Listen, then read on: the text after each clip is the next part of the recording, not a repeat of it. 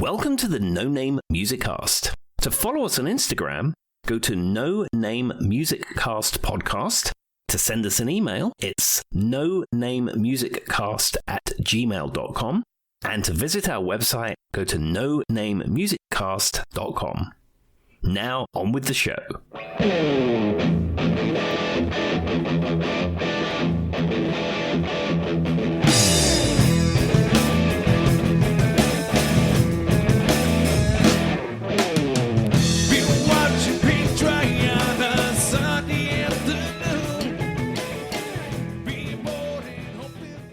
Hello and welcome, everybody. Welcome to the No Name Music Cast. My name's Tim, and this is Joy. And here we are on a Monday, back at work and all that sort of stuff. Joy and I have been discussing all manner of topics before hitting record and play this evening. We won't divulge that stuff, but here we are. And I think Joy has some music news items for us. I do. I have two things I would like to start with. So I was a little bit worried that Tim may, in fact, steal my music news, but it sounds like he has a whole different thing he's going for.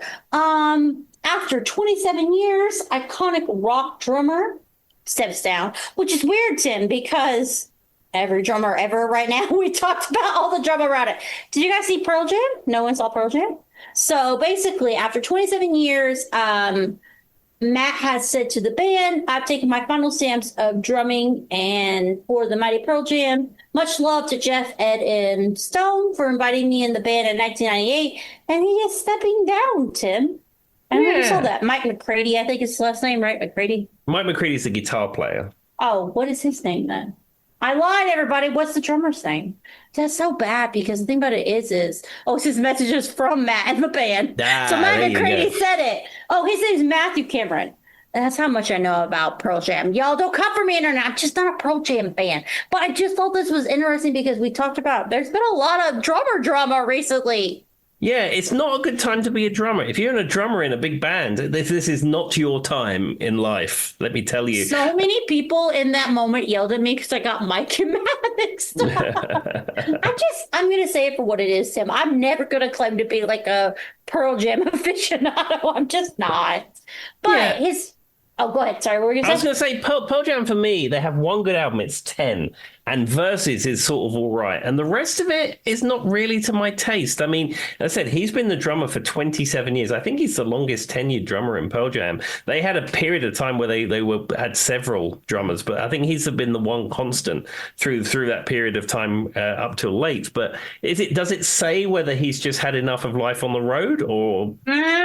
Not really. All it says is after 27 fantastic years, which should be fair, y'all. You have to understand, for me, he was in the band in 1990. I was 8 years old. So take that why I might have a little bit of misunderstanding here. I've taken my final steps down the drummer rising from the mighty Pearl Jam. Much love and respect to Jeff, Ed, and Mike, and Stone for inviting me into the band in 1998, for giving me the opportunity of a lifetime filled with friendships, artistry, challenges, and laughter. I am forever grateful to the crew, staff, friends, fans the world over. It's been an incredible journey. Wow, words are hard, y'all. More to follow. I thank you all. And then the band said, from being one of the first musical heroes in the band and the mighty Soundgarden to playing, I guess is he from the band Soundgarden too? I don't know. Okay, maybe he was. To playing on our first demos, and don't come for his internet. Me and Tim are not confirming or denying. That's what they said on this post. First demos in 1990. Matt Cameron has been a singular and true powerhouse musician and drummer. He's propelled the last 27 years, blah, blah. There's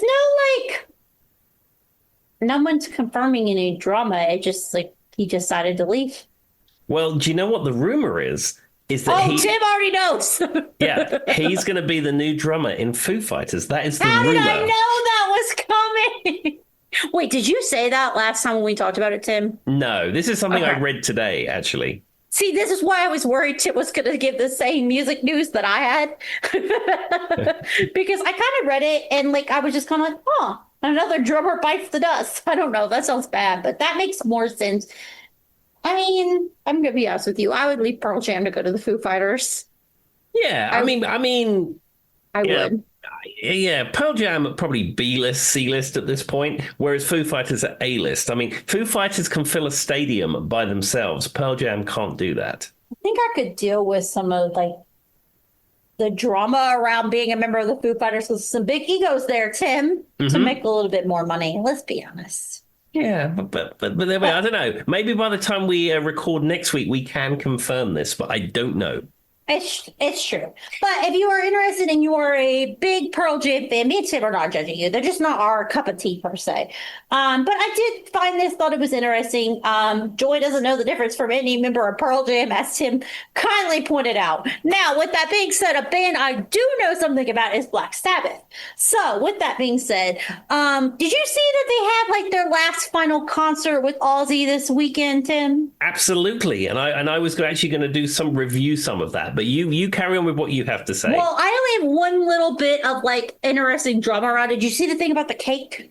Yes, absolutely. I did see about the cake. So for those who are watching, I'll let Tim take it from here. Apparently, when they were on live, everybody left Ozzy on stage, and people who were on the live thought they all just peaced out, but they were just going to go get him a cake. Yeah. That's it. All right, I'll let you take it from there, Tim. Okay, so yes, the Back to the Beginning concert that was held in Birmingham on Saturday just gone. And this was sort of the last thing that Ozzy Osbourne's going to do musically. I watched most of the stream, and I still got some of it I still need to watch, but Ozzy is not in terribly good shape. I mean, you can tell he was seated in this huge kind of metal throne with bats on it and stuff like that. I was kind of clicking through and looking at it, and it was pretty obvious. Yeah. But I mean, he was actually in good vocal form, especially his solo set. It was certainly as good as anything he's done in the last 10 plus years. Really. I would 100% agree with him. Like, I was shocked how great he sounded. Just physically, he didn't look like he was well. Yeah, he's been really struggling with Parkinson's and other health complaints. But yeah, his voice was in top form. I read a thing for somebody who knows him personally, and they said a week and a half ago, they was convinced it was going to be cancelled because he wouldn't be able to do it. But Ozzy was able to pull through and do it. And said the solo Ozzy set was absolutely fantastic. Zakk Wylde playing guitar. The Sabbath set, I haven't quite seen it all, though I've seen a few songs from it. I think the weak link there was Bill Ward, who was the original drummer in Black Sabbath. The guy they had on their previous tour that they did when they was their farewell tour. He was probably a stronger drummer, but if you're going to close it out with the original Black Sabbath lineup, you need to take it warts and all. Fair enough. But as far as the other acts are concerned, I watched Metallica actually this evening before we recorded, and their set was superb. Everyone said actually the Metallica set was probably the best set of the day. They're in the middle of a world tour. They've got a crew ready to go. They are gig fit. It was it was tight. It was absolutely fantastic. They had two super groups that Tom Morello from Rage Against the Machine arranged, and there was all kinds of people. Sammy Hagar was involved. It was all. I somehow knew this was good. Be Tim's concert when he told me earlier. Yeah, but and also Steven Tyler, who supposedly can't sing anymore, sang 2 songs and it sounded great, even though he was complaining he couldn't hear the crowd and or his voice in his monitors really loudly over the PA before they started. I feel like he enjoys complaining, but I'll get off of that. Yeah. But I must be said that the best person, apart from those all-star jams, was Nuno Bettencourt. I knew that's what you were going to say. Yeah. His playing was first class. So good. He acted as like a musical director for both of those. He was playing all the parts absolutely 100%. His backing vocals were on point. He knew all the riffs and everything. And in fact, they even played a solo Ozzy song that Jakey Lee played on. And Jakey Lee being one of Ozzy Osbourne's solo guitar players in his solo career. And Jakey Lee had some terrible stuff going on. He got shot by accident when he was walking his dog. What do you mean he got shot by accident? I had conversations. He lives in Vegas. He was walking his dog, and then a stray bullet hit him from something else that was nothing to do with him. That's the most American thing I've ever heard. Continue. Yeah, and he also has arthritis in his hand. So he was there and he played a couple of songs, and it was fine. It was probably not the best performance of the day, but the fact that Jakey Lee was there was superb. And they did another Ozzy solo song, and Jakey Lee, who played it originally, didn't play on the track. And apparently in rehearsals, he said to Nuno, he said, I can't play this anymore, man. He said, you're a better guitar player than me. Can you cover this one? And Nuno's like, yeah, I got this. I mean, to be fair, at least you know what you know. It's so funny, though. For those who don't know, me and Tim don't tell each other what our music news was. I was kind of worried Tim was going to talk about the Pearl Jam thing. I didn't even take into account he was going to talk about the Ozzy Osbourne thing. And then when he said he was going to do a concert review, I was like, oh, I have the perfect intro to that. Well, there was a whole load of other bands that played. As I said, I haven't worked my way all the way through it yet. There's Alice in Chains, Anthrax, and I saw the list. It was pretty Hailstorm, extensive. Lamb of God. I mean, metal royalty was in Birmingham on Saturday. Though one thing I did hear about, and I haven't seen the whole of their performance yet, though I've seen a couple of songs from it, is Guns N' Roses. Now, it's fair to say that Guns N' Roses backing band sounded great. Slash always sounds great. Their touring band is tight as you like. However, Mr. Axl Rose maybe wasn't the best vocalist of the day. I feel like, so from what I've gathered from Axl Rose, is I think he just screwed up his vocal cords. I'm just going to say for what it is. He's a natural. He doesn't project when he sings. I think he's been, I hate to say this, screaming for lack of a better term. I think he just mixed with maybe substance abuse problems. Yeah. Maybe. I say that sarcastically, but mix that with substance abuse problems and just like not proper vocal training. And it's a recipe for disaster, right? It just is. So I have to give him some credit. But I will say, I did a little bit into this. And one thing that Tim did talk about was the other thing I had. Did you know Kelly Osbourne? I think you know who Kelly Osbourne is. Her father is Ozzy. Yes. Is engaged to Sid Wilson now. Yes, absolutely. Now, this all went on backstage. And I mean, I'm assuming that the guy probably got the permission from Ozzy to do it, because you don't really want to steal Ozzy's thunder on his big gig. Especially at that moment, yeah. Yeah, so I'm sure that he probably said, well, why don't you do it at the concert? It'll be great. I would think so, probably. I mean, it sounds very on brand for the family. It's not like they're notorious for being quiet, right? Quiet and subtle isn't necessarily their default position, it's fair to say. But yeah, that was my other piece of music news. I let Tim take it. And I mean, I think the crowd knows who Sid Wilson is. I think they do. But anyway, so this was apparently what happened was this is the exact words. So they got engaged backstage. Kelly, you know I love you more than anything in the world, Wilson said as he filmed backstage. You can go find the video, which Kelly posted to their Instagram. Ozzy interjected, F off. That's not what he said. You're not marrying my daughter. Well, took the teasing from his future father-in-law. Nothing would make me happier than to spend the rest of my life with you, so on and so forth. Ozzy looked on at the family and crew. But I just thought it was really cute that kind of happened. I mean, it's one of those things that, okay, so I have a question for you. This is not related to Kelly and Slipknot's Sid Wilson. But yeah, for those, I don't know if I said it earlier, but Sid Wilson's from Slipknot. I feel like most people know that. With that being said, though, Tim, how do you feel about someone asking someone to marry them at someone else's wedding? I think it's not good. I think it steals the thunder of the people who are getting married, unless the people who are getting married think it's a good idea. I just wouldn't do it. I'm just going to tell you right now. Maybe just for one moment, like, don't think about yourself. No, I mean, the way to propose is send it by email. Maybe I did that. Obviously, that's what Tim did. My husband asked me to propose on a rickety old porch, and I knocked the ring out of his hand and it fell out the thing. We had to go find it. So that is so on brand for you, Joy.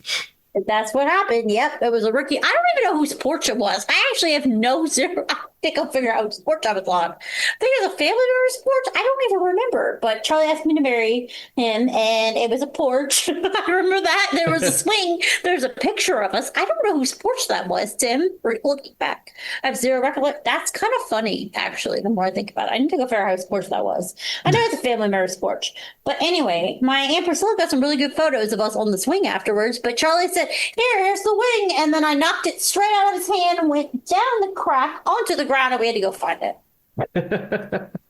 So, as I said, that is such a Joy story, and I couldn't be more pleased to learn that. So I don't know.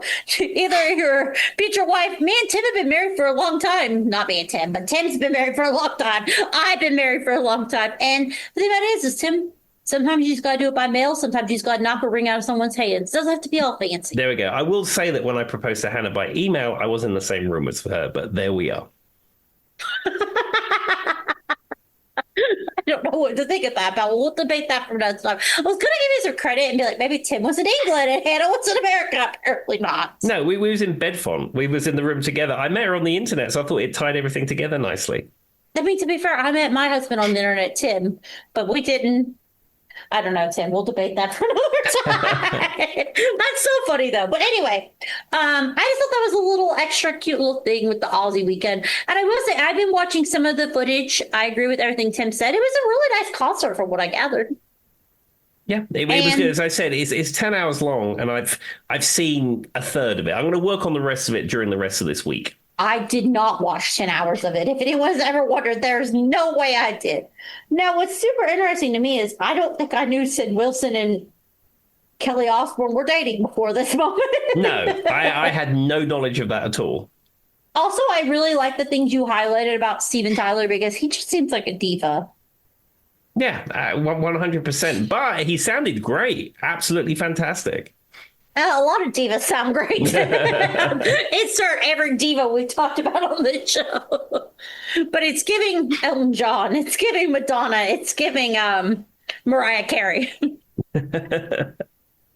All right. Well, with that being said, did you have anything else you'd like to start the episode, or would you like to get into your topic? I would like to get into my topic. So this week's topic, it's a little bit different maybe than some of the episodes we've done previously. But this one is called Great Moments in Music Merchandising History. If Tim was ever going to be Tim would be the one to be this specific. I just want everyone to know. If you've ever met him as a human, this fits. Yeah. So, people have merchandise. People like to wear these T-shirts and other such things. And one thing I would just say, going back to the Sabbath concert, there's been some debate about whether it's cool to wear a band shirt from the band that you're going to go and see at that concert. Some people say that's not a cool thing to do. Some people don't. All I would say is that almost everybody at that Sabbath concert was wearing a Black Sabbath or Ozzy T-shirt, including all of the bands. Like the guy from Anthrax, Scott Ian, would come out. He's wearing a Sabbath T-shirt. Have you wore the T-shirt of the band to a concert, Tim? I haven't, but that's not because I have a thing against it. It's just that I don't have a lot of music band tees. I've only ever done this once, but to be fair, I made the T-shirt. It wasn't one I bought. So when I saw Simple Plan in 741, which Tim knows, I was so excited to see 741 in this moment. It was very, like, my childhood was coming to real life. I'm a big, and that's really interesting because I feel like people who don't know me would think I'd be more keen to listen to Simple Plan because it's kind of more less metal, right, Tim? But I was more into like the hardcore band. Tim realized that when I taught him about Rebel Girl, but some people who don't know me might not think that. And I made it though. It said like my favorite lyric, and it was like in a spiral, and it was like a homemade T-shirt. So here's my question, Tim: is it different when you make it? I think it's the same theory, whether you make it or whether you purchase it. I thought I was cooler. But no, just some people just say that you shouldn't. If you go and see ZZ Top, should you wear a ZZ Top T-shirt? Might be a bit naff, but no. Like I said, when you're worshipping Ozzy and Sabbath, everyone, including the bands and the crew, were all wearing Sabbath T-shirts. I really also think it depends on, like, who doesn't know Ozzy Osbourne and Black Sabbath at that point? It's not like we're talking about an underground band here, Tim. No. I mean, if someone doesn't know Crazy Train, they must live under an actual rock. Anyway, continue. Sorry, we got off on a tangent. So anyhow, great moments in music merchandising history. So now at this point, nobody is really selling music. Nobody's selling physical music, should I say, or in downloads or ringtones or any of that stuff. Everyone is streaming this stuff. People are earning next to nothing on the streaming. That's the economy of the music industry. And the way that people make money is touring and probably more than that, merchandising T-shirts and coasters Social and media. posters and all this stuff that you can tangibly buy that isn't the actual music product itself. So I've got some pivotal moments in music merchandising history as we move up into the year, 2026. But we're going to start here in July 1956. So music merchandising isn't a current thing. It's You just took something a that's really big 80-year jump to. yeah. So if we go back to 1956, July of Okay. 1956, Hank Saperstein and Oh, Colonel Tom Parker agree on a deal giving the company special products the right to promote the image of Elvis Presley.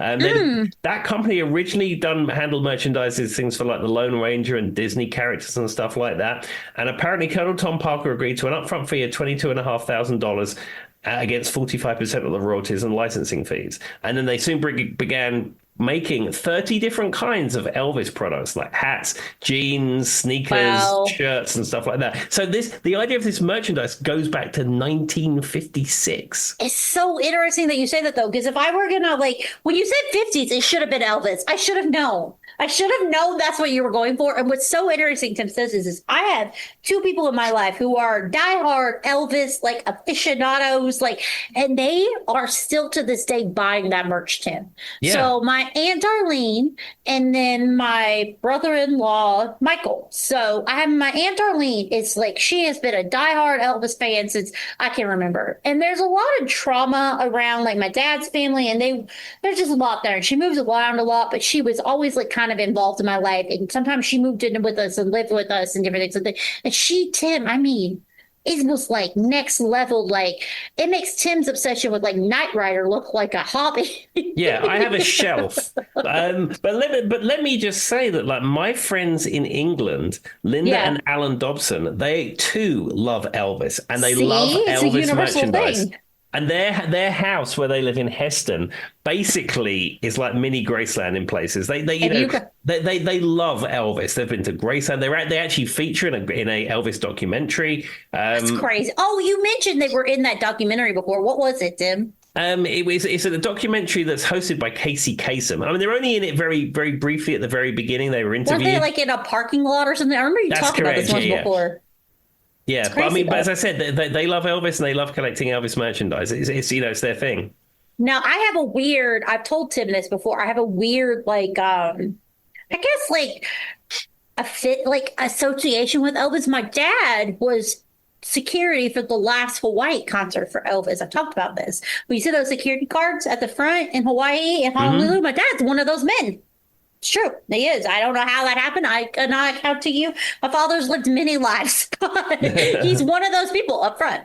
But yeah, my Aunt Arlene was obsessed with him. And then a younger person who so I do kind of get it though, Tim, because he was one of those people kind of like you who knew he wanted to be a guitarist. It was very interested in like rock and roll from a young age. Well, my brother-in-law, Michael, who's a little bit younger than me, has always been just a diehard Elvis fan. He's the guy that when you need to buy something for Christmas every year, everybody just gives him Elvis memorabilia because they don't know what to give him. I mean, I know Tim probably is the person everybody just gives Queen memorabilia to. Well, I don't get a lot of Queen stuff generally, though. Anything that's Knight Rider related tends to head in my direction, and I'm very comfortable with that. I mean, to be fair, I still have your little patch with the Ghostbusters one sitting on my desk that I kept telling you I was going to give to you. One day I'll stick it in your mailbox and you'll be like, oh, Joy finally gave this to me. But to be fair, I have and I also have like you guys still, if you haven't figured it out, the No Name Music Cast logo really started with Charlie, but Charlie built it on the fact that Tim loves Ghostbusters. And then Ian like stooped it up and made it beautiful for us. So Yeah, absolutely. but anyway, but yeah, I have the little patch sitting on my desk that I keep saying I'm going to give Tim.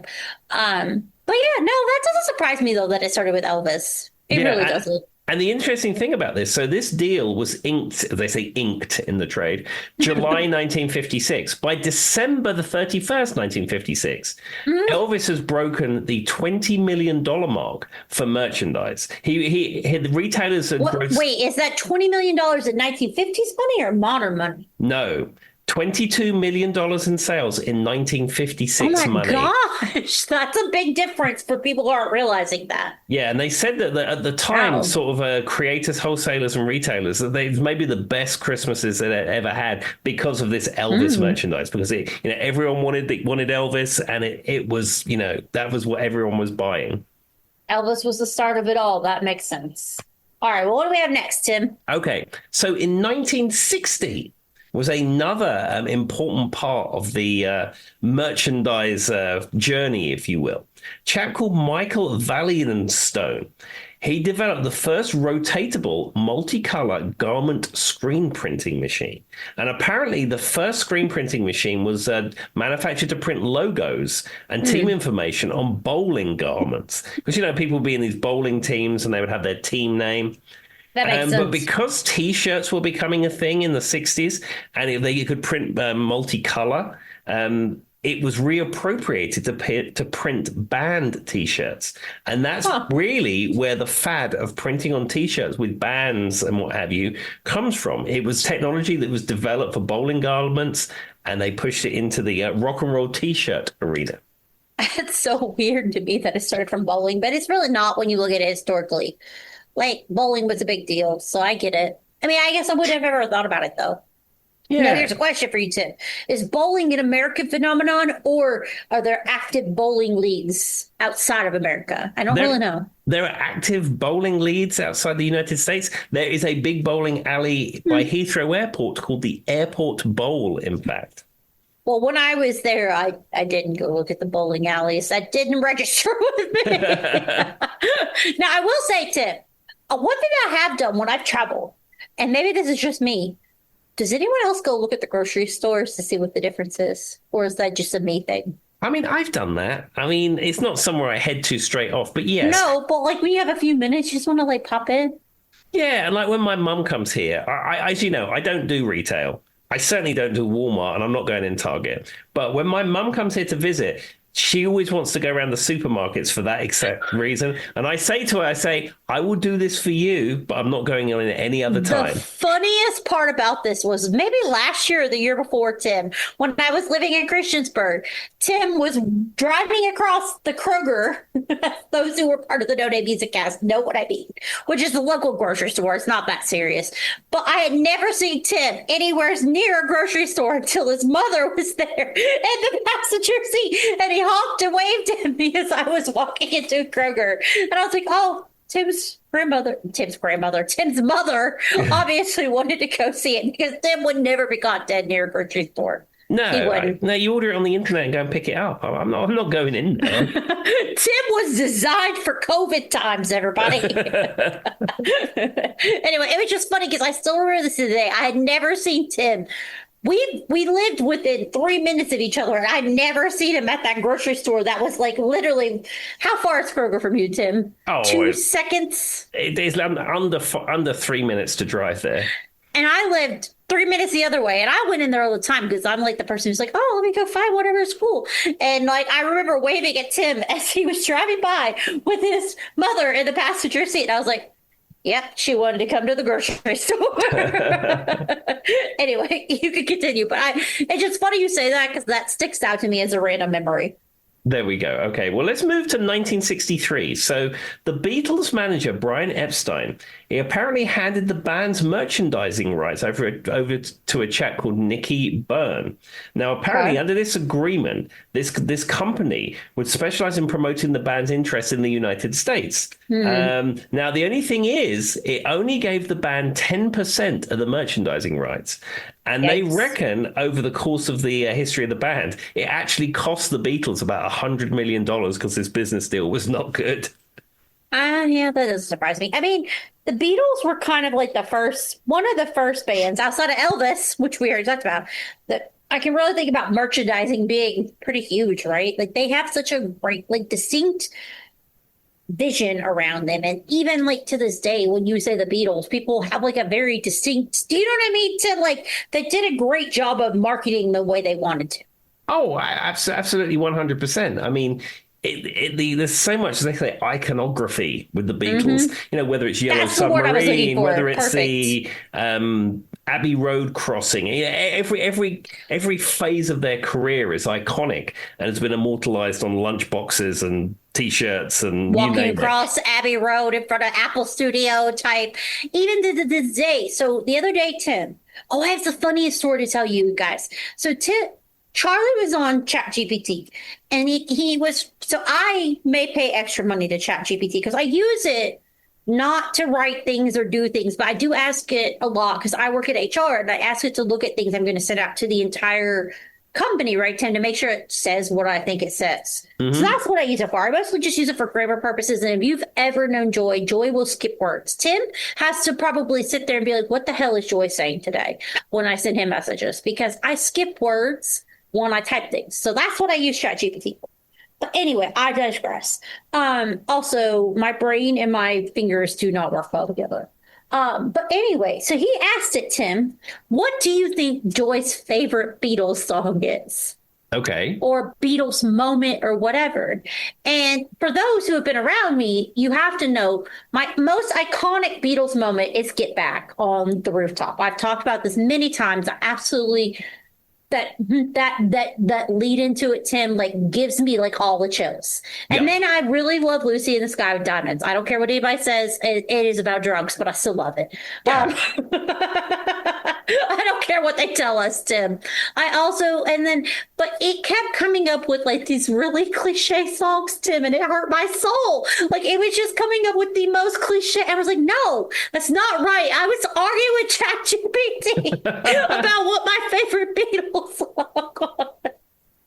Well, I need you to ask it, Tim. What would ChatGPT tell you your favorite Beatles song is? I need you to do this. Well, the thing is, it has no context because haven't built a relationship with it. No, it has absolutely zero context. Now, one thing I will say about AI tools, okay, so I don't generally use anything like that. I just use it to fix my grammar. Yeah, but I did have to give a short speech at work recently.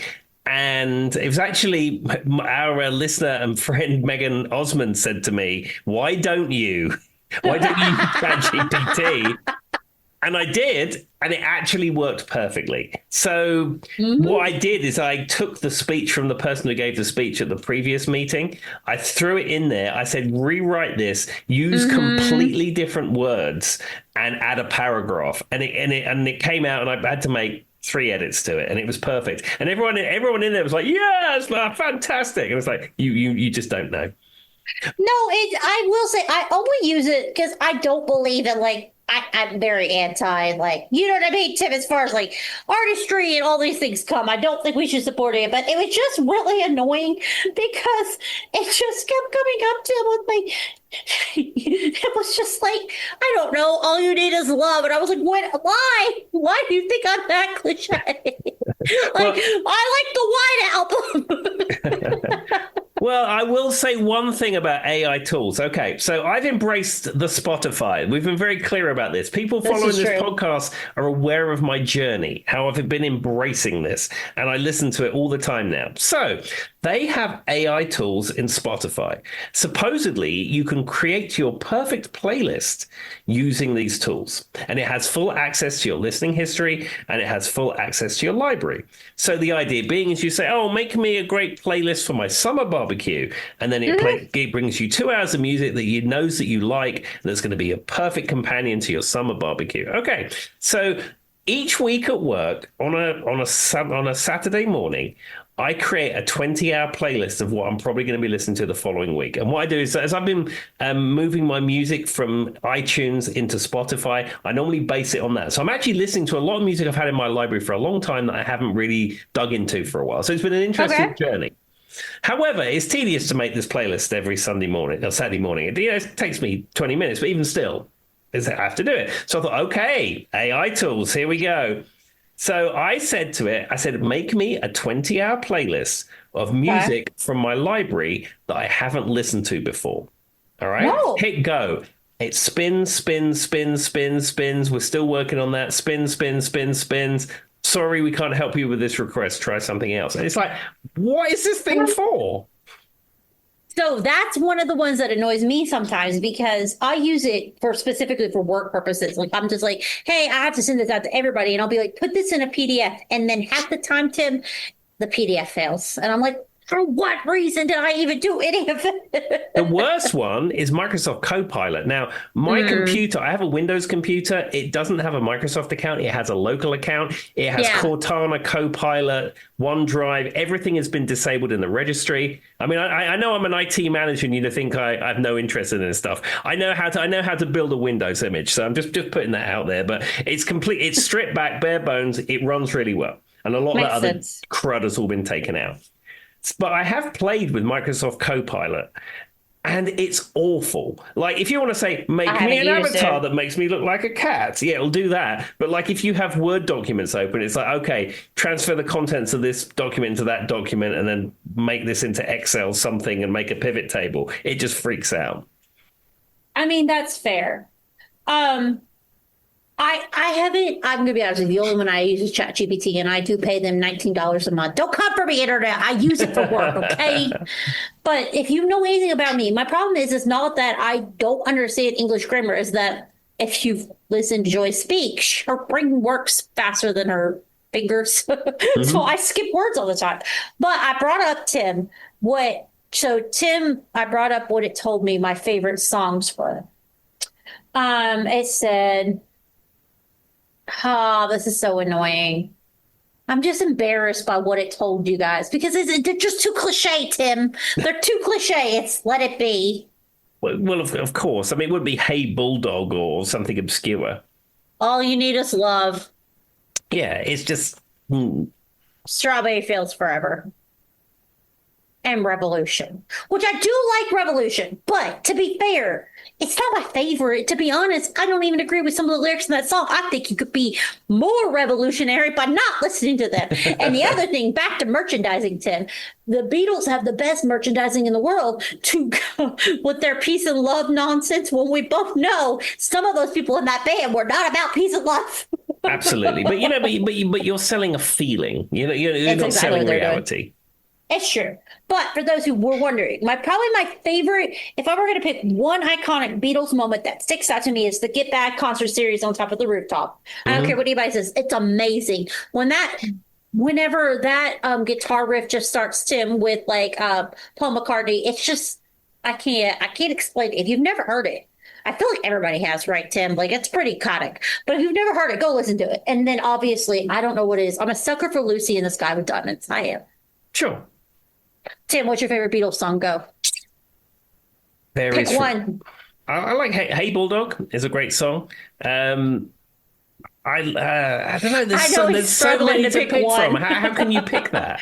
I know. I could be here forever. Anyway, we'll move along. But yes, I'm very disappointed that AI thought I was a Let It Be Beatles lover.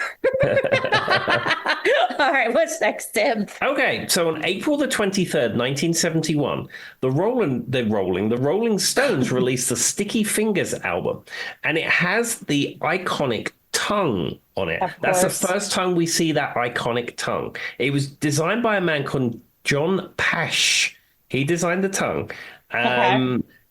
It was supposed to be inspired by Mick Jagger's tongue. That's the myth that's been all for all these years about that tongue logo. That sounds so weird to say out loud, but okay. Yeah. And apparently the guy who designed it received £50, around $77 for his work. That's it. And it's been on every Rolling Stones album, merchandising t-shirts. I bet, Joy, you've probably owned a t-shirt at some point that had the tongue on it. I had the t-shirt, I had a poster. Yes, absolutely. The thing is, I actually thinking back, even with the Beatles, like as far as like visuals, I think that's probably the most iconic visual for a music artist. Maybe like with the Grateful Dead, the little bears, right, Tim? Like the little bears. But like I can't think of a more like iconic actual visual for a band when it comes to like a logo. Yeah, I mean, I think the Rolling Stones are a lot more mainstream than the Grateful Dead will ever be. Yeah, that's true. I mean, you and I know about it, and a lot of people love the Grateful Dead, but it's kind of niche. If I showed the Bears logo to my mum, she probably wouldn't know what it was. But if I showed her the tongue, she would know exactly what it was. I think you're right, though. Like, I'm just saying, I can't actually, and I'm trying right now. It's like I'm sitting here thinking about it, Tim, and I can't actually think of any other visual Maybe Kiss, like the Kiss logo with Yeah, like and the kind of like lightning or AC/DC maybe. yeah, and in fact, the Kiss logo was actually the next thing I was going to tell you about. In fact, Okay, well, I just went into that leads that. right into it. But I'm just saying, I will say, I think the Rolling Stones has probably, if not the most iconic, maybe besides like the No Name Music Cast logo, Well, I mean, obviously. that's one of your main ones, really, isn't it? But to be completely transparent with you, Tim, can you, besides Kiss, be honest? Can you think of another band? I can't. It's tough.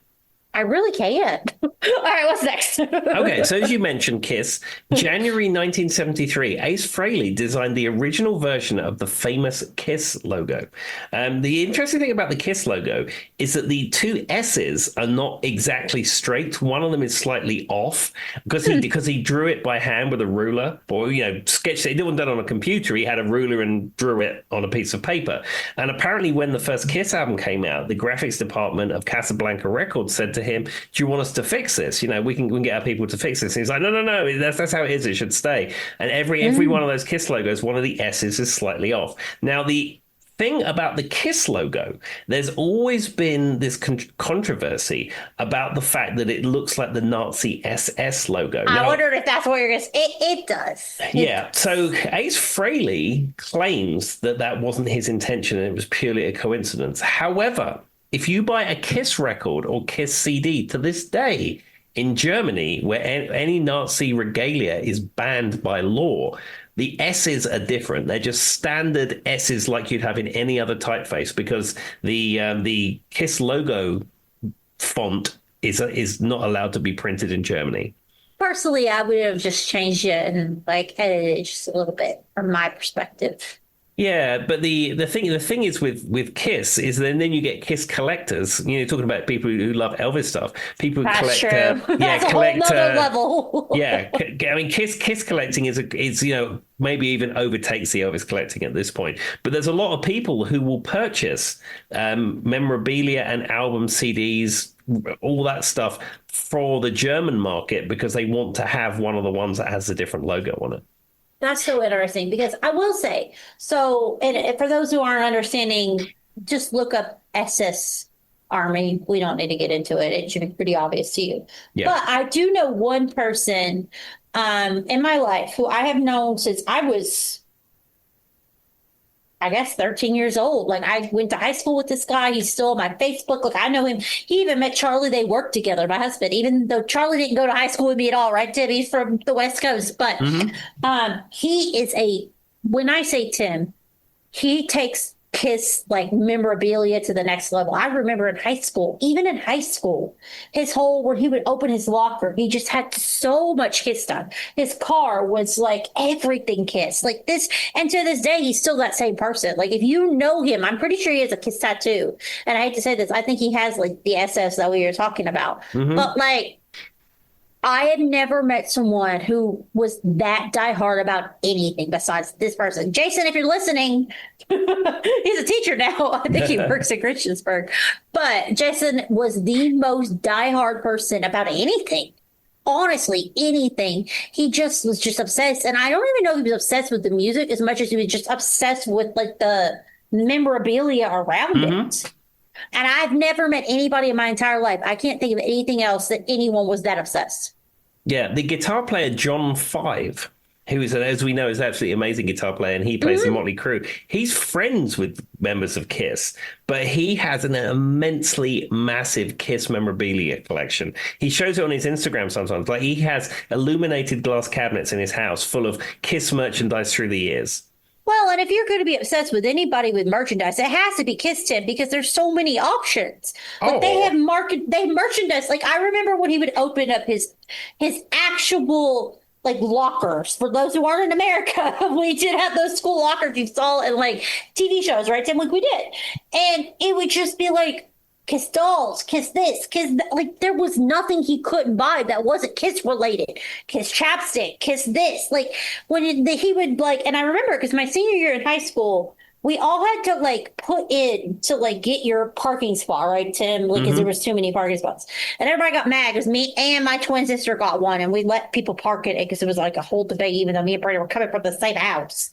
But anyway, but there was like a lottery, and so he parked right beside us because he got like one of the parking spots right beside us. I mean, there was like a Kiss stuffed animal. There was like a Kiss, like, like on like the antenna for your like car, a Kiss little thing on the top of it. His license plate was Kiss. Like there was nothing you couldn't buy.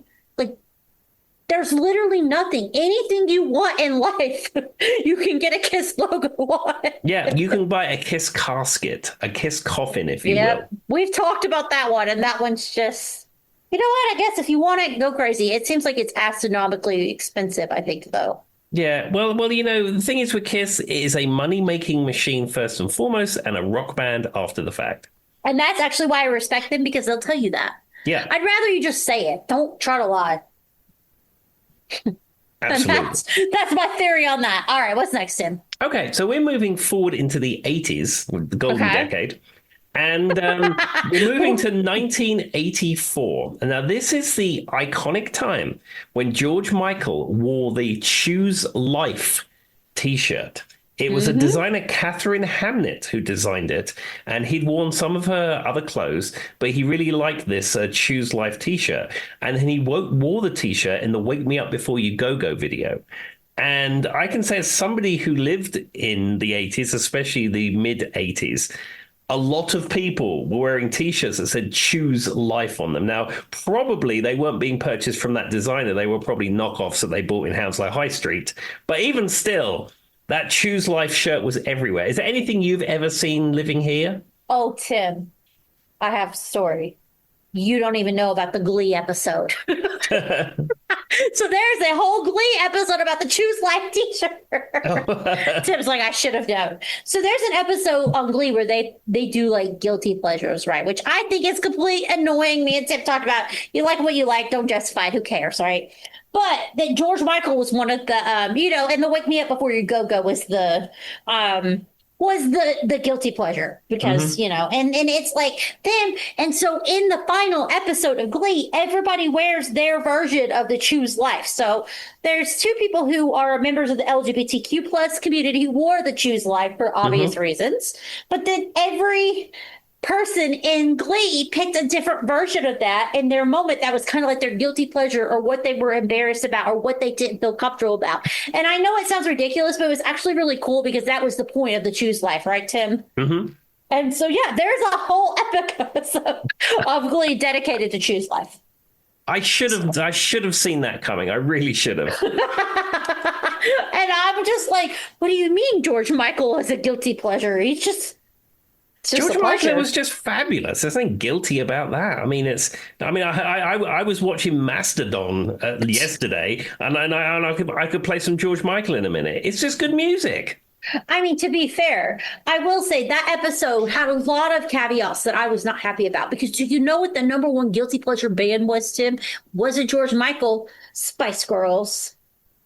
And we both know. Yeah, Spice Girls have great music. Who do you think you are as a stone cold disco classic? I mean, the thing about it for me is that, like, with certain bands like George Michael or with the Spice Girls, I know what I'm getting, Tim. I'm not there for some, like, over-the-top dramatic, you know what I mean, orchestra. Like, I'm not going to the Spice Girls and being like, I want to hear this hardcore metal music. Like, am I crazy to think that if you're going to them and you think that's what you're going to get, that's on you? Like, I don't care what anybody says. Stop right now. Thank you very much. I always think about this when I think about like moments. I can't not like they're just like that music video when they're in like the Scottish town and like no one around them likes them and they're just dancing and they're like it's just everything about it is iconic. But like I feel like people get so worked up, and maybe you'll agree, Tim, on thinking music has to have like hardcore deeper meanings. I just don't think it does. I just don't think it has to. No, it can do, but also you can just have it just to enjoy it. The other thing is like not it when I'm in the mood for Pop music, right, Tim? I'm in the mood for pop music. When I'm in, like, if you know me, I've talked about I like a lot of hard stuff too, but I don't have to not like eat. I don't know. The whole episode is kind of ridiculous, but they all come to the agreeal. The other one that's on there that cracks me up, Tim, do you know what the other guilty pleasure was?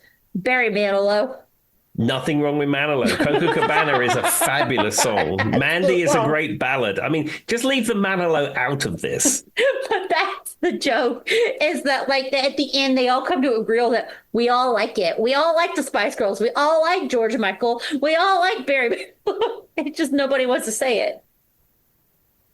But anyway, yeah, Tim, there's a whole guilty pleasure episode where everybody's wearing a Choose Life t-shirt.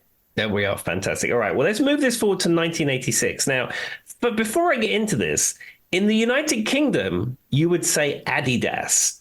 In the United States, you say Adidas. I have no clue. I wish you could just get a screenshot of me looking at my screen going, what the heck is Tim saying? Because did you see me? I was like, what are you saying? Yeah, I'd never heard of the pronunciation Adidas until I lived here, because I always thought it was, knew it was Adidas. I mean, Adidas. I mean, I could see spelling wise how both work. Does that make sense? So, like, I could see it now that you said it, but no, it's Adidas. Okay. Well, I for the purposes of this, I'm going to say Adidas because that's how it's said in this the thing I'm about to talk about. Okay. But for our UK listeners, I'm not going against my heritage. It is Adidas. Okay. Yes, to confirm that. Okay. So in May 29th, 1986, Run DMC released the song My Adidas. Now, its sneaker or trainer endorsement deals with rap and hip hop music are actually very common now, and it's very common that a rapper or a hip hop artist would have some kind of allegiance to a brand, and that would become part of their personal brand, and they would maybe have a signature shoe, that kind of stuff. Very common. But Run DMC started this in 1986, and they had a song called My Adidas, and this was like the first sort of crossover to a footwear brand, and Run DMC were pioneers in that. And apparently they made over $1 million from that, which, you know, at the time was like a shoe company paying musicians to sing about their shoes. It was very odd, but yeah, that is where it begins. That's where that sneaker trainer endorsement thing began. That's super interesting. I've heard that song because it literally starts out My Adidas. Walk through the concert door, something, blah, blah. But I guess I'd never really. I mean, I knew the song was about Adidas, but I had never went down the rabbit hole to see like how connected to the Adidas brand they were, or did they just happen to be singing about it? No, and if you see any of the videos, like It's Tricky or anything, or even Walk This Way, you will see they are wearing Adidas trainers. Well, to be fair, I mean, I've definitely seen those, but they do have a lot of like, now that Tim says it, there's like that, like, you know how it looks kind of cool when you're looking at like old school rap video where they zoom in on like shoes and the person's kind of leaning back and it's very emphasis on the shoes. I never really put two and two together, but I guarantee you they were just trying to show off the Adidas shoes. Yeah, it was purely from a merchandising perspective to make money on it. But, you know, they were the first to do that. They were the pioneers of that. That's where all of that stuff begins. To be fair, though, Run DMC has been the pioneers of a lot of things in hip hop, so that doesn't surprise me. Yeah, rock, rap, crossover. I mean, I dislike rap as a genre. I can't listen to rap. It does nothing for me. It's not anything I'm interested in. However, there's about 3 or 4 Run DMC songs which they're okay. I like It's Tricky. I like the version of Walk This Way with Aerosmith. And there's a couple of other King of Rock's another good one. I don't know. There's something about them that's just a little bit more than some of these contemporary rap acts. I think that you're probably right. I also think that they have like a persona around them, and whether you like them or not, they have a long-standing influence, you know? Absolutely. And Run is now a reverend. He's Reverend Run. And I used to be signed up to a mailing list that he used to run that would send you his words of wisdom every day. And it wasn't like religious stuff. It would just be like, be super good to your neighbors. Help an older person. And it would just be like that every day. And I don't know if he was writing them, but every single day you'd get one and it would be different. That's kind of funny. I guess I never really thought about it because you've got Daryl DMC and then Jason J. Master J has passed away. So. Yeah. All right. Well, Tim, I mean, I guess it makes sense, though, because they are one of those bands. They performed at Live Aid, too, right? Yeah, absolutely. Yeah, they just have such a very iconic influence, so that doesn't surprise me.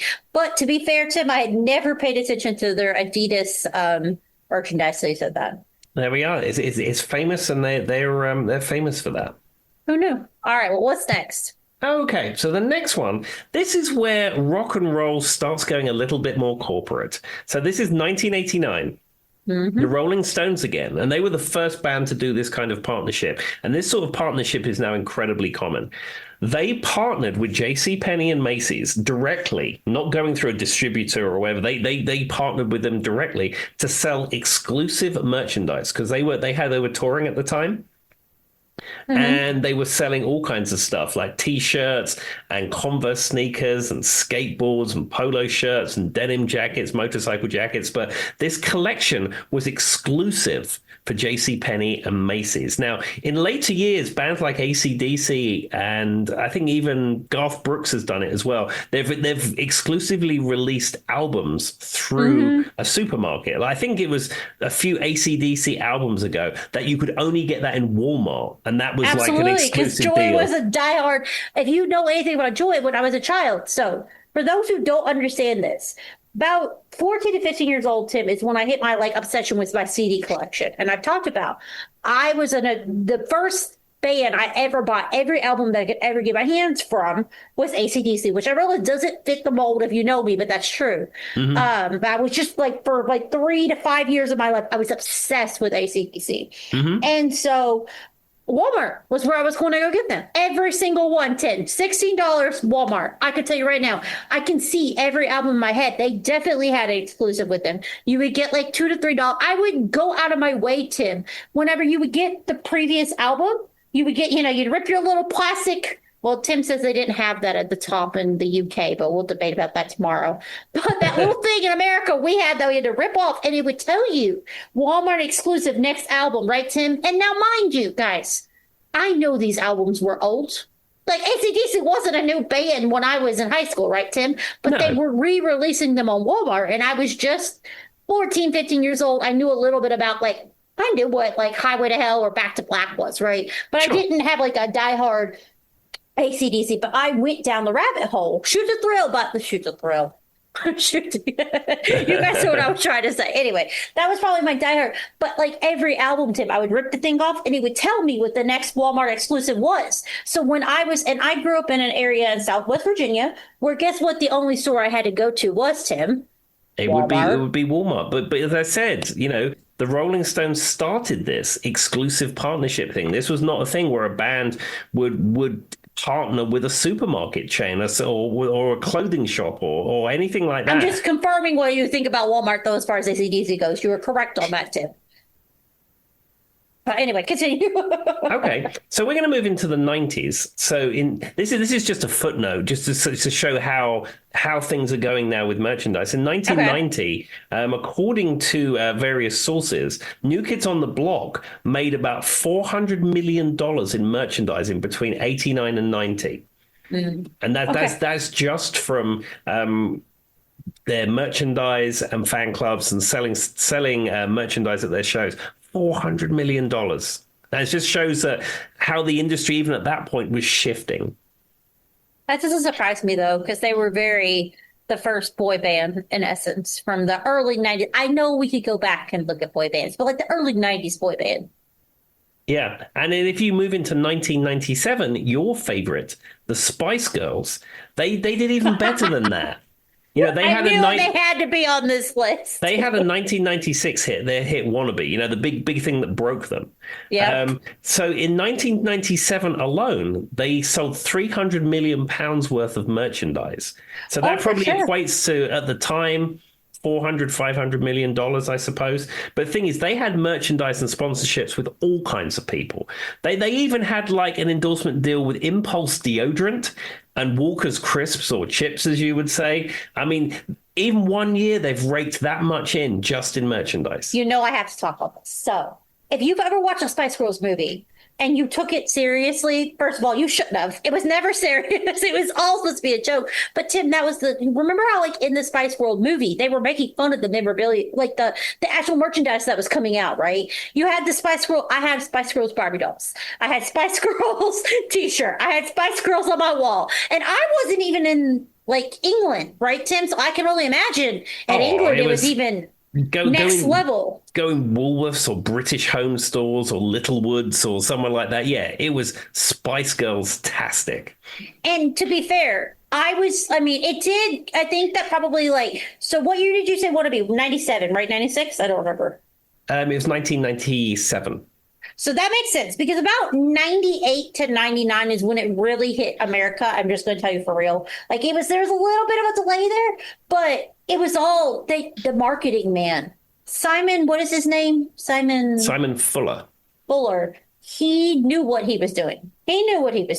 He planned that out so perfectly by giving them each their own individual.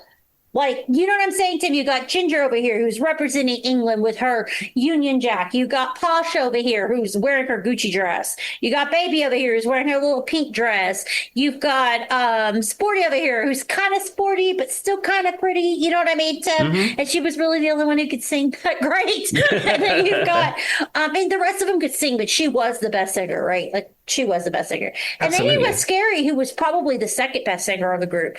Emma, who was Baby, was also really great too. But Scary, right, Tim? She had that iconic cheetah print with the hair. They marketed them so perfectly that it was all about merchandise. I don't care what anybody says. I mean, as a hardcore Spice Girls lover, I know this. That's why I love them, because what they did was, I still can think about this very distinctly, Tim. When I was, I don't know, probably like 10, 11, we had what's known as 4-H in America. Go Google it later. It doesn't matter. It's just like a club. It doesn't matter. But we had to do a talent show. Guess what we all were? Spice Girls. Well, of course. Guess what we all dressed up for Halloween? Spice Girls. Like, if it was this intense in America, I only know what it looks like in England. It was everywhere. It was inescapable. But they did it so well, did they? And the thing about it was, is the music was good. Like Tim talked about, there's certain Spice Girls songs he likes.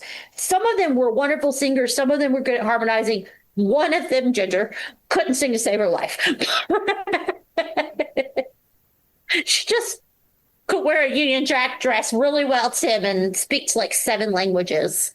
Yeah. I don't know if you knew that. Did you know Ginger spoke like 7 languages? I think I knew that. She speaks like Spanish, Italian. Like, she was just like able to speak to like, because and I hate to say this, when you're in like Europe, right, Tim, a lot of people speak multiple languages. Not that weird, but she was like able to speak Spanish. And so she just kind of like, and she spoke Italian, and she just had like a persona around her.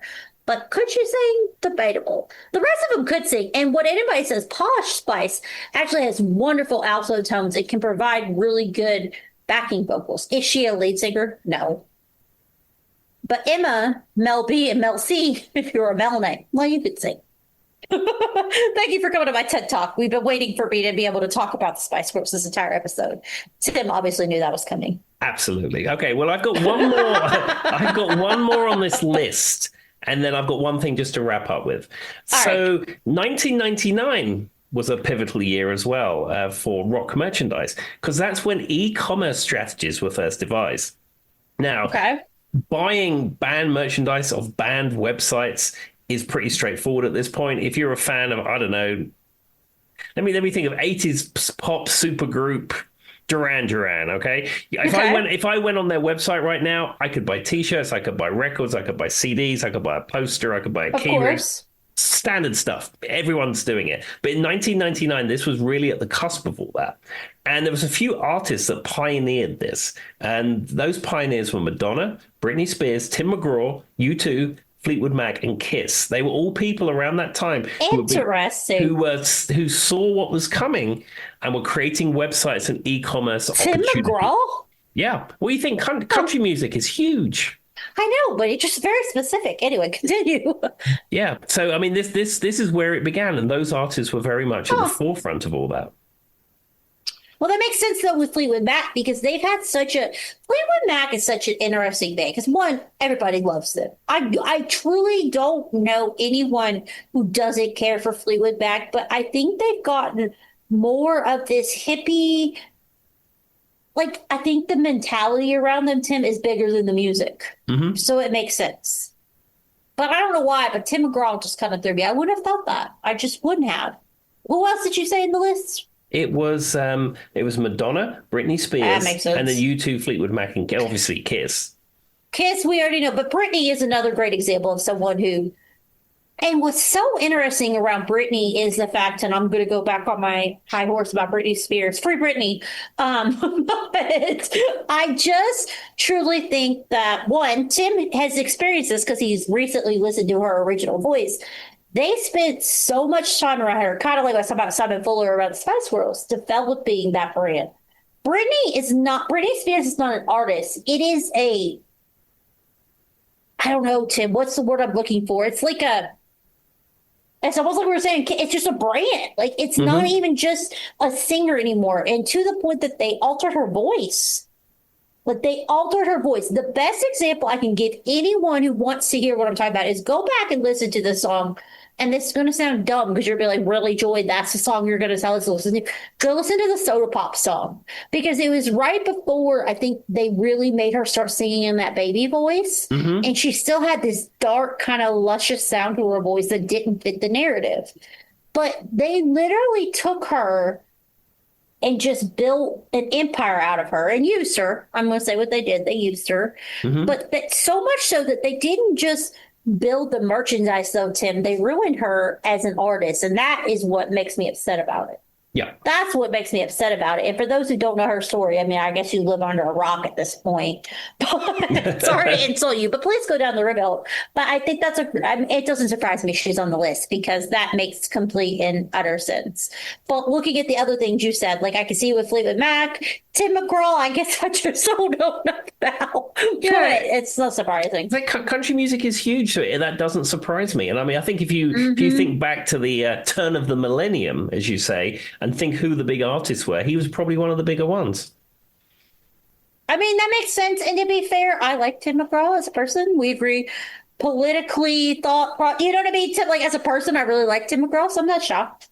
Yeah. Me and Tim, Faith, we could hang out. We could have a beer. It'd be fun. but anyway, no, I'll get off my pretty high horse. Was there anything else you'd like to say, Tim, or are we about the end of the episode?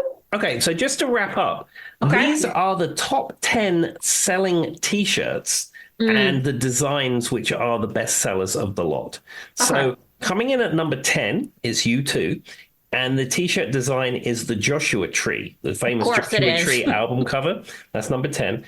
Number 9 is the Rolling Stones. And of course, as we spoke of earlier in the episode, it's the tongue logo and the variations of the tongue logo. Okay. Number 8 is Queen. And it's a picture of Freddie Mercury holding up his crown. Really? Yeah, apparently so. Okay. I just would have thought there's other Queen. Anyway, continue. Yeah. Number 7 is the Grateful Dead, and it's the Dancing Bears. You referenced them earlier, so the Dancing Bears. That's the number 7 best-selling T-shirt merchandise item. Number 6 is Nirvana, and it is the iconic smiley face T-shirt. That one's gotten a resurgence recently, but Yeah. Coming in at number 5 is Metallica, and it's the Master of Puppets T-shirt. Is the 5th best-selling T-shirt. Okay. All right. Number 4 is AC/DC, your favorite. And that would be the High Voltage logo shirt. I might have that T-shirt. Yes. Number 3 is Led Zeppelin, and it's the Stairway to Heaven T-shirt. They sold that in Walmart for a while, so it doesn't surprise me that it's sold so many. That makes sense, though. It doesn't surprise me either. Yep. Number 2 is Pink Floyd, and that would be Dark Side of the Moon, and it's the Prism from the cover. Of course. I would have probably thought that was number 1, to be honest. There we are. And the number 1 is the Beatles. And it says it's just the 4 of the Beatles standing together, like the classic pose of them together. Now, here's a question for you, Tim. Off the top of your head, what band T-shirts do you own? I think I own 0. band T-shirts. What? Okay, so I will be here all week. I have I have at least the Whitney Houston. I have 3 Whitney Houston T-shirts at least. I have a Billy Joel T-shirt. I have 2 Michaels. One's a Thriller. One is a Bad T-shirt. I have the what's the one, the Queen one that I have, Tim, where they're like sitting. He's wearing the tank top. I think it's the Works. Is the one? Yeah, it's the Works. I have the Works. I have the Works. God, I have Purple Rain. I have. Oh my God, Tim! I don't even know where to begin. I will be here all week. I have Spice Girls. How do you have none? You don't even have a Queen T-shirt? No, I have a lot of wrestling T-shirts. What? We do a music podcast and you own no music T-shirts. I'm just trying to think. I just think of my wardrobe, and I don't think I have any. Well, if anybody wants to, we'll put a P.O. box if you want to start sending Tim T-shirts. I feel like he needs one. I even have a Queen T-shirt. You know what it is that I live and breathe music. Yeah, that makes and sense. I don't necessarily need to wear a T-shirt with it on. I don't know. I suppose. I also have, that reminds me, I have Selena, not Selena Gomez, Selena from the 90s. We've been through this. I have 3 Selena T-shirts. I have 1, 2, 3, 4, 5. Okay, well, there you go. I have a lot of T-shirts. I'm the opposite of Tim in this situation. Actually, no. I tell a lie. I have 1 band T-shirt. I have a Sammy Hagar T-shirt that I bought at his birthday bash concert in Vegas. All right. Well, there we go. If anyone ever wanted to know, Joy has an astronomical. Actually, Tim, today I was trying to find a T-shirt that wasn't a bad one. And I couldn't find. Oh, I have a Billy Idol T-shirt. I have so many. I don't know what it is. Like, and I always like the ones that have the actual like tour dates on the back. Like for me personally, I have the ones that have the tour dates. I still think about this. Okay, we'll leave the people with this, Tim. When I first met some of Charlie's family, my husband's family, there was a friend of Charlie's brother. I was wearing a Bad T-shirt. Just the classic red Bad T-shirt, Michael Bad. Yep. Didn't think anything of it, had the band. This man said right in front of me, Tim, and he did that classic thing where when you wore the band T-shirt, he asked me if I knew any of his music. Oh, here we go. And I just was like, what do you mean? And I played into it, Tim. I played into it. I was like, what do you mean? Who are you talking about? What are you asking? Like, I just kind of started I was like, do you know anyone in your life? Because it's not like, Tim, I'm going to say this for real. I wasn't wearing an obscure Bikini Kill T-shirt. I'm wearing a Bad T-shirt from Michael Jackson. I went, do you know anyone who doesn't know a Michael Jackson song? And I stared at him. I just stared at him. He's like, what do you mean? I was like, you've got to be kidding me. Like, do you know what I'm saying, though, Tim? Like, it's not like I was wearing some Chip, do you know anyone in your life that cannot name one Michael Jackson song? No. If I'm wearing a Blue Man Group T-shirt, people might say, who's that? But yes, Michael Jackson, different. I wanted to be like, are we going to sit here and try to play like you have some moral world around the fact that you know Michael Jackson? I don't know anyone who does. And that's what I said to him, and he just got real quiet and walked away. Like, I'm not crazy. Like, that's a stupid thing to say to anyone. Oh, well, absolutely 100%. Like, I mean, it might be one thing if I were wearing, like, your most obscure band no one's ever heard of that happens to be your favorite, but Michael Jackson, Tim. I do not know anyone, and I mean this truly, who couldn't name one Michael Jackson song. 100%. And you know how sarcastic I just stared at him and went, what do you mean? And he was like, well, do you know? And I was like, do I know a Michael Jackson song? But anyway, there's my bit of music knowledge. All right. Well, is there anything you'd like to leave the people with, Tim? Just be kind to everyone that you meet. All right. Bye-bye. Bye-bye. To find me out for another day to come.